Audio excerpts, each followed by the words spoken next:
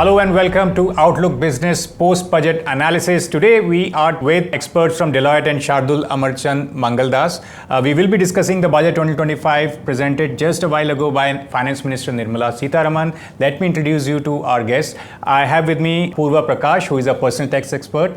Then I have with me Krishnan Agarwal, who is an indirect tax expert. Then we have Sumeet Hemkar, who is a corporate tax expert, and then we have Sanjiv Malhotra, who is economy and finance expert. I would like to begin the show with Poorva Prakash. Poorva, today is a big day for middle class. I think it's almost after 2 decades that the finance minister thought of the middle class.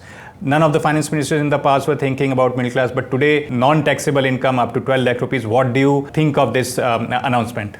Well, I would say that, yes, definitely this time, finance minister does have a very special focus towards middle class. And that's also partly because of several reasons, because this middle class that she's kind of touched upon in this budget is a large large tax filers base.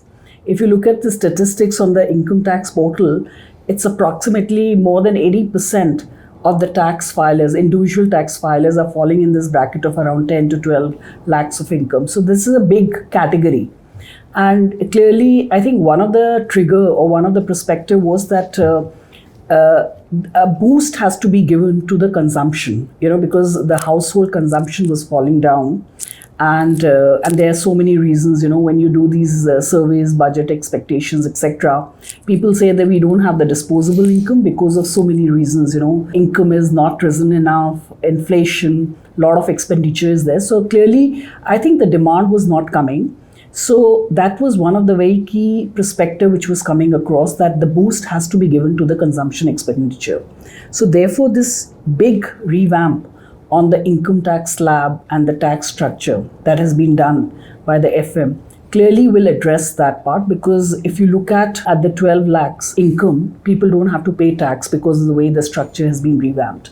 And then if you go further to a higher slab of 18 lakhs, there's literally a benefit of around 70,000 of a tax saving. And then when you go up to say 24 to 25 lakhs, it's around more than 1 lakh of tax saving. So there's a lot of money which is being put into the hands of the individuals, household. And clearly, I think this would definitely help them to give a boost to their income. And I think that was the intent of the government, to boost the demand, to trigger the consumption expenditure. And I think by putting this money, it should encourage the spend. So I think that was the focus.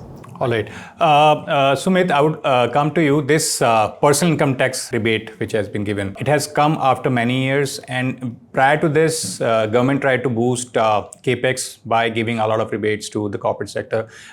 In 2019, Finance Minister Nirmala Sitharaman herself had given a corporate tax cut. Since then, economic survey after economic survey, we have seen criticism coming for the corporate sector that they are not investing enough in R&D, they are not investing enough in capex. Why do you think this is the reason? And 2 questions for you. One, of course, which are the corporate sectors that are likely to benefit the most because of the exemptions given to the middle class in terms of personal tax? And what is the reason that corporate sector is not investing in India? So, I mean, if you look at it with the impetus that is now given under the new tax regime for individuals, more consumption-based taxation availability is there for the individuals, and therefore retail sector is more likely to see a lot. And within retail, I'm counting a lot of the industries as well. So you look at auto, people will want to buy fancier cars. They're already buying semi-luxury cars, the middle class, if I may say. And therefore, there's going to be a lot of uptake in the consumption. That is the potential. How much of that is going to actually convert into actual spending is for us to wait and watch, right? So those are the kind of sectors that I think will get some level of impetus. On your first question, that why is investment not happening per se in India? I think if you look at it, there are 2 types of investors. One could be a foreign investor who's coming into India trying to build business. And there are a lot of pluses that India carries, right? There is a big market, there is a huge supply side, and therefore there is a great ecosystem that is built. And you have a government that is actually looking forward to welcoming foreign investment into the country. And that gives a positive tinge. But I think if you look at the international investor, They have one options across very many economies that are existing today. Not that every economy is such a bright economy today to invest in. India certainly is a bright spark in that sense. But the entire regulatory piece that creates complications for businesses in India is the difficult part that investors find in convincing themselves. Sometimes there are not enough and appropriate structures for them to be able to make the right investment, especially for funds, etc. So a little bit more relaxation around that space on the regulatory side is going to be more welcome. The government has been doing a lot. More will be done in the future is our expectation, and I think it will continue to happen. For the domestic investors, look, there is not enough capital for those large, big ticket investments. A lot of the private houses, they're anyways running businesses, right? Large corporate houses, they're running businesses, and there is a huge amount of acquisition, diversification. There's a lot of aggregation as well of businesses trying to stay focused on their core areas of expertise. So it's a mix and match. Startups are brimming with a lot of activity. That's a great potential for India. That's been a focus area of the budget as well. So hopefully, the domestic space with the right regulatory framework will create enough and more opportunities for international investors to put money in as well, and that will create a more positive framework for investments into the country. That's my hope. But yeah, I mean, it's a process, and we are going through a part of that process. All right, Sanjiv, my next question is something related to where Sumit lives.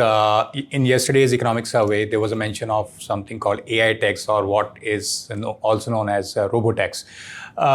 Do you think that the time has come, because the government actually now has ceased to trust and believe in the abilities of India's corporate sector to distribute wealth in a just manner, even though like the government is purely capitalistic and they have been promoting the corporate sector for many years now, post-liberalization, now all the fears of socialism have gone away and government can fully back up the private sector, but still the number of jobs are not getting generated, and every political party is under pressure to give something back to the masses. Today they have given something to the middle class, but then there is a lot of pressure on freebies also with regards to social security and everything. So do you think the time has come that eventually government will be forced to announce something called the AI tax, where companies' profits are capped at a certain level depending upon different industries, so that that amount of money is taken by the government and maybe distributed in the form of freebies to different segments of the society? Well, I was actually very intrigued to read the chapter in the economic survey on artificial intelligence. The way I read it is that it's a very forward-looking chapter. It embraces the fact that globally the human race is going through transformation. And India, of course, being part of it, being a major economy, has to proactively look at it from a business perspective and also from a social perspective. And both these impacts have to be looked together. So my interpretation of what the economic survey says essentially is basically raising a red flag to the industry to say, well, yes, there are a lot of upsides from a commercial perspective, maybe profitability, leverage, efficiencies, and so on. But there could be a major social impact. And it is in the interest of the businesses to recognize and take into account that social impact while they are embracing this fantastic thing called artificial intelligence, so to say. That's one part. Where the economic survey goes from there, and if I take it, there are some shades of that also today in the budget, and I'll connect the dots, is that unless businesses work in a manner which is responsible, government may be forced to bring in more regulatory framework and to bringing in one sentence they actually talk about this, to say that the government may be forced to tax these efficiencies, these savings, having very well recognized, at least in that chapter, that that's not the ideal way to go. So if I somewhere say, well, that's the kind of thinking that the government also has, I don't think what essentially they're trying to say there is government really doesn't want to regulate it beyond a point of time. Like anything else, everything needs some kind of a regulatory framework today, I don't think there is a real risk of government saying we're going to tax it. And by the way, we have two very good or very bad examples today in this country where the government was not comfortable with a particular industry and they pretty much taxed it very heavily. One is the gaming sector and the second is the crypto sector. Right. So I don't want to again bring into the point where they are saying that AI is in that basket. I don't think that's where we are today. What they are saying is, guys, do look at it more holistically. And we really don't want to put this into that basket. That's one point. Now, the other aspect here is also that, again, from reading yesterday's economic survey, one very fundamental theme of that survey is deregularization, right? They have brought in this new term, ease of doing business 2.0, right? And as I was hearing the speech today by the Honorable Finance Minister, there is so much that they have carried from there. Right, the point that Sumeet was alluding to about when he was talking about the challenges for private companies and so on to invest in India and even for the international clients and so on. Right, now, let me put it this way. For everybody, tomorrow morning, the biggest news item is going to be the 12 lakh rupees and the change in the slabs. Right. But it needs to be seen if the biggest impact that this budget makes is limited to that 12 lakh rupees not being taxed, or is it about that one statement that finance minister said this about forming this expert committee who's going to look into every regulation that this country has, but for the financial sector that's been kept out, and going to look back and say what kind of laws do we need and what kind of laws do we have and what needs to be changed. Because fundamentally, the problem that, in my honest view, that this country is facing today is not about bad policies, is about bad implementation of policies. Right. Execution has always been the problem of India. So, and that's to me is the silver lining that the budget talks about. Again, as I said, carrying it from the economic survey, right? And that's the ease of doing business 2.0, which this country really, really needs. Now, they've spoken about an year, which I think is fair, means the number of laws we have in this country, I don't think it's something that can be turned around overnight. It's a modest estimate. It's hopefully a realistic estimate that in 1 year the committee can come back with some good suggestions. But I think that's the transformative step that this budget talks about. All right, I'll come to Krishnan now. Krishnan, what direction do you think the indirect taxation gives with regards to the government's vision? Because the government wants companies to make in India. And could you just elaborate on which are the most important sector according to the government and what the government is trying to achieve through its announcements today? So from indirect tax side, if you see, there are series of announcements which has been made by the government basically to boost Make in India. So the objective of the government is basically next 25 years, that is we are in this Amrit Kal and then the Viksit Bharat. So it is very, very important for India to be self-reliant by 2047. So from that perspective, there are numerous changes in reduction in customs duty rates on raw materials and inputs, which will help the domestic industry to manufacture more from India and then export as well. So these are the important changes. If you see from a trade facilitation perspective, there are changes around the finance minister has announced that in case of provisional assessment, those provisional assessment needs to be finalized within a period of 2 years, extendable by 1 more year. So there are certainties around that because there will be a lot of uncertainties around the issues of classification if this or valuation if these provisional assessments are not finalized over the period of time. Then also government announced that 82 products, they have removed the social welfare surcharge. Though government also, finance minister also indicated that the effective rate of duty will not come down by way of reduction of this social welfare surcharge on 82 different products, but that will remain.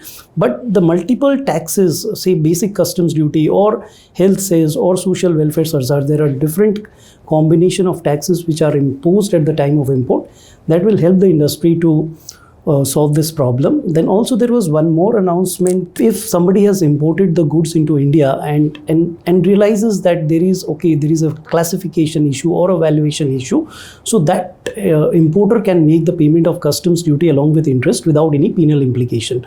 So this is a very welcome move from the government side. I think there are two measures. One is towards Make in India from a rate of reduction of duty on inputs and raw materials. Second is from a trade facilitation measures, that is ease of doing business. This is what the broad theme of budget has been. Yeah. Krishan, there is some rebate given towards the clean tech energies.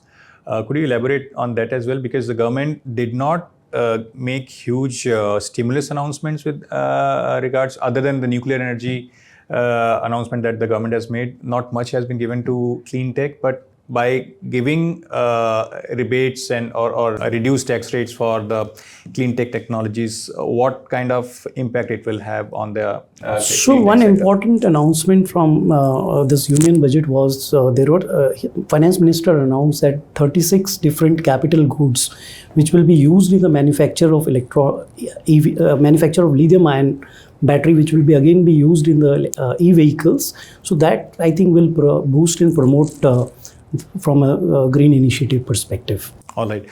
I will come back to now Sumeet. Startup was also a very big focus in today's budget. We have seen announcement of, I think, rupees 500 crore AI fund also. Do you think this is enough for India to be propelled into the AI race, which is brewing, between US and China? Do you think this much amount of money is enough? I think a very exciting space, the AI startup piece. There is a huge amount of capital chasing AI today as we speak. And we are seeing how much investment large multinational firms, tech firms are making in AI. We know how expensive the infrastructure is when it comes to processing AI algorithms, maintaining that amount of data, being able to access that amount of data to be able to run a successful or a very productive AI product. I think this is a start that the government is making. I think we are still at early days, at least in India, when it comes to AI potentially. We know that we've embraced technology in a slightly deferred way. I would think that this is a start of some sorts. The focus is on startups, and that will potentially continue to increase with what we see as an outcome of what the AI race, especially in India, where technology is such a widespreadly acquired thing, especially amongst the new age generation. So I'm hoping that over the course of the next few years we are going to see more and more investment, more commitment from the government as well. The government itself is also embracing AI in its own systems, and that's going to create a level of acceptability to the new regime that we are going to have, which is going to be significantly AI enabled. So I think a small step, to answer your question, a small step that the government has taken, but I'm hoping that it continues to go northwards from here. If I may just add, the number that the government is talking about, and again I refer back to the economic survey yesterday, is 1 lakh crores. Right. And it has to be seen more holistically, rightfully. And what they're talking about is investment in core R&D, right? And which also then includes skill building. Right. And on the AI part, if I come, there's a very nice point that they make, that it is about institutional building and capability building. Right. So one, you got to impart the skills, you got to create those engineers. But to have those engineers, you got to invest in the institutions. Right. And then, of course, they talk about a government, private and academia relationship to be built much stronger to do it, right? So the way I see and read what the government is talking about is far more holistic. Startup, well, it's a fancy world. It's with all the IPOs that happened this year, it's the talk of the town for all good reasons. So I do understand that, but my reading is that government is looking at it more holistically. There is a lot of money that is there. It is about finding the right opportunities. There's another aspect to this, which goes beyond tax, which is when we look at R&D that is done in India currently, especially we look at from a multinationals perspective, there are so many R&D centers we have in the country. One big problem that is there in this country is our IP laws. The protection for core technologies, for core innovation, right? And that's the part I want to hear more on from the government, where I think directionally it's a no-brainer. Yes, we want to have innovation hubs here. We want to have more technology being created in India by Indians, owned by India. That's where the value will be. But one very critical piece to do all this is IP protection. Right. Now, you may recall, and I don't know what year was it, Sumeet, maybe you can the budget came up with this patent box regime. Almost right? 7-8 years back. Right, it was many years back. But nothing really happened on it because, you can give a fantastic tax break on it, but till the time my IP is not protected, why would I have it in India? Right? So again, some of these things have to be seen a little more holistically. I think the intent seems to be. Can you just elaborate, like, why are you saying that we are not able to protect our IPs? Is it because, what I understand is that because all the talented people, I think yesterday's Eco Survey only said we have a significant amount of workforce, engineers, AI workforce working for other countries, global workforce, but they are not making IPs for India. There are all the GCC centers, in Hyderabad, Bangalore, and now there would be tier 2, 3 cities also having it. So the IP is getting created in India, but for some other country, some other company which is headquartered somewhere else. What I would ask this question to all the 4 experts sitting here, that what is the main reason behind the talent exodus from India, or maybe talented people working for other countries? Are we not paying them enough? Are we just not able to provide them the right kind of environment? Because if, they can make for Intel, they can design chips for Intel sitting in Bangalore. Why can't an Indian company, maybe Reliance or some other company that who are just, who have a lot of money to invest in all these technologies, they can hire these people and have their own chip designers in India, making for India, creating IP for India? I'll begin with Poorva. No, I think I'll probably leave it to you to first answer that, because it's more at the kind of an enterprise and the corporate level. Yeah, I mean, look, the way I see it, like Sanjiv was saying, that it's an ecosystem thing.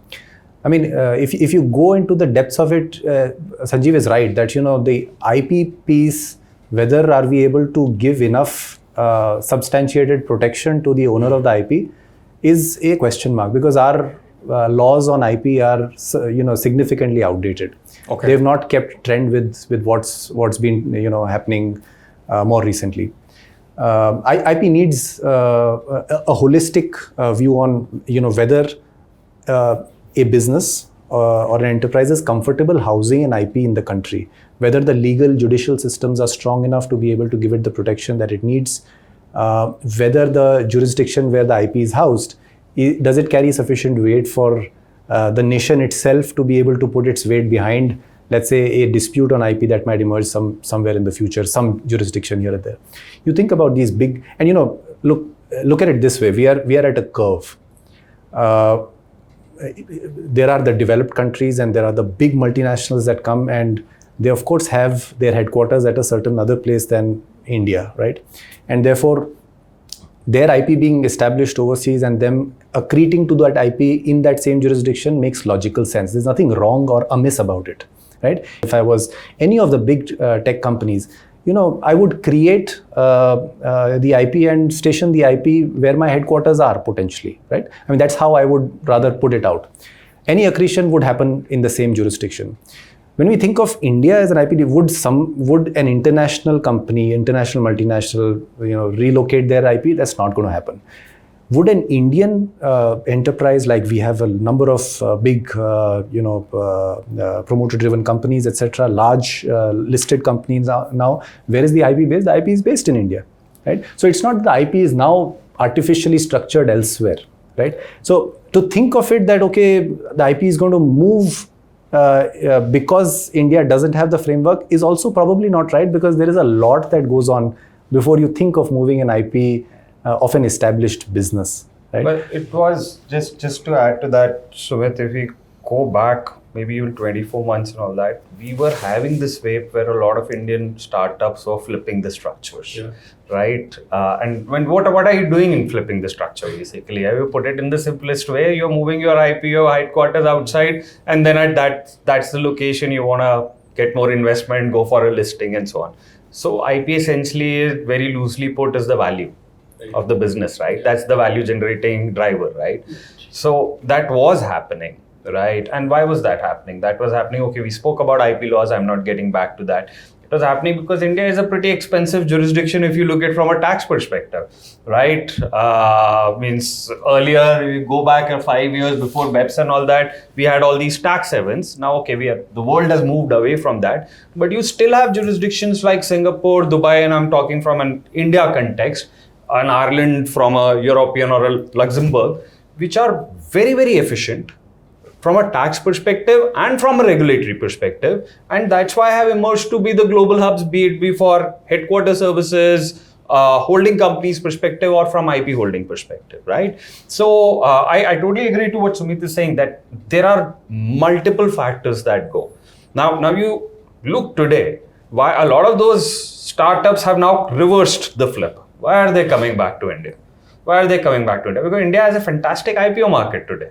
The value generation in this country is fantastic, right? So there's always a commercial reason, and should be a commercial reason, right? So how, why, and how these structures have evolved. Now, there's one very good thing that has happened in this budget, just bringing the conversation back to what we are discussing. So, how does IP get generated, right? Now, and I'll give you an example. So this government, of course, is very focused on manufacturing. Within manufacturing, what are they focused on? Electronics. Right, with all the IP, PLIs and all that's there. Now, let's say you and I tomorrow say, yeah, we should start manufacturing something. Where do I get the technology? Right? Maybe I can do a joint venture with somebody, right? Maybe I can find a company in Japan or Korea who manufactures it and say, well, give me the technology. 10 years back, RBI had a restriction on the amount of royalty I could pay for the technology, right? There were these ceilings of 2% and 5% on the royalties. So I could only get as much as the exchange control laws would allow me. Today, now that of course system has been abolished. It's royalties for technologies are freely repatriable. Today, if I need to call 5 engineers from my JV partner outside India who really has the technology, for me to train my 100 other engineers here, and I tell them, come stay here for 1 year, there's a very big tax exposure for that company in India, right? So they don't want to do that. I'll never recommend that to my client to say, well, have the employees of your foreign company be here and train the people in India, right? Now, and we've been actually talking a lot of this with the regulators and with the tax department to say, well, you want all these fancy,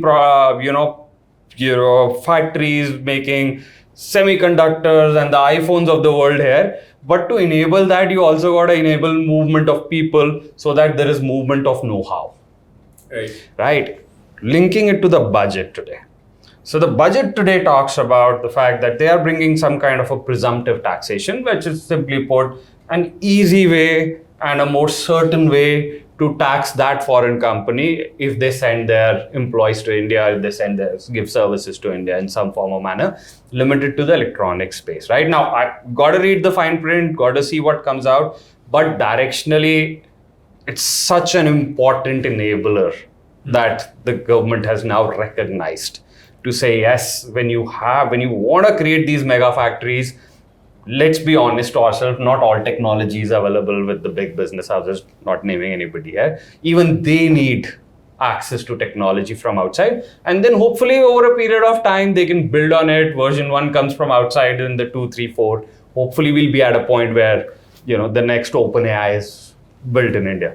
But right now, I think very small point, but a very big impact to enable this technology transfer. Yeah, I think before going nationalist on technology, we need to understand just what happened in cricket. We used to always have foreign coaches, from Gary Kirsten to John Wright and all those people. They helped us learn the art of modern cricket, how to play, with modern technologies. And now we have our own Indian coaches helping India win the World Cup. So the same thing goes because what happens sometimes that a lot of people believe that they just mix up the feeling of nationalism with, how technology is created. Actually, technology is created by certain people who exist in a certain country, and you will have to get those people here. So that's a fact. I think that problem is there, especially with those companies that try to integrate. It has happened in the aviation sector, where you hire foreign CEOs and they face the cultural shock, and employees and especially the senior management people from the Indian side, they start feeling that that why those people are getting paid more. So I don't know, like, if government can do anything on this front. But now I will come to the question of India's growth prospects. All of us keep talking about the Viksit Bharat mission or the Viksit Bharat dream. Even today, Finance Minister Nirmala Sitharaman spoke about it. But then, after growing for above 7% for 3 years now, this year and next year, we are slated to grow below 7% growth rate. Whereas to become a Viksit Bharat, India needs to grow at least at 8% for next many years. So where do you see this dream going, and what are the challenges? We will just wrap up this discussion after getting answers from all of you.